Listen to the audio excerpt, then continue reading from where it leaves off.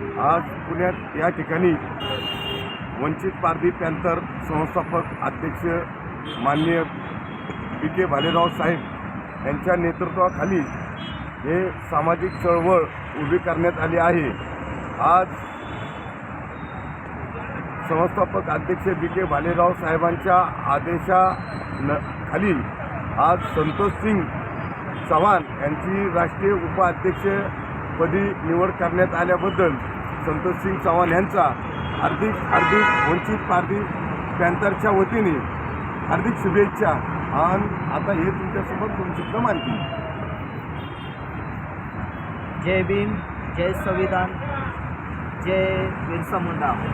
परंतु वंचित हा जे प्रकार आहे हा कुठल्या गोष्टीने विचारामध्ये घेतलेला आहे तर वंचितचा अर्थ, कारण की वंचित हा कोणी राहिला नाही पाहिजे हा माझा मनोव्यक्त आहे।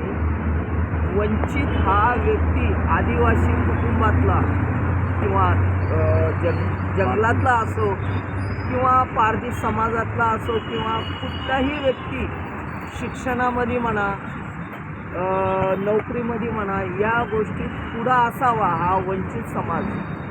आणि हा पारधी समाज का उभा असावा ह्याचा जे पुढारपणा घेतलेला आहे जे बी.के. भालेराव यांनी आणि माझी जी नियुक्ती केलेली आहे यांनी, आपण त्याप्रमाणे आणि चांगल्याप्रमाणे महाराष्ट्रभर परिवर्तनाचा कुठंतरी मोठा पाऊल उचलू। आणि संघर्ष हा माणसाच्या जीवनात वारंवार असतंच आणि नेहमी असतात, परंतु या संघर्षाला पाठिंबा देणे किंवा पुढं जाणे हेही संघर्ष आहे।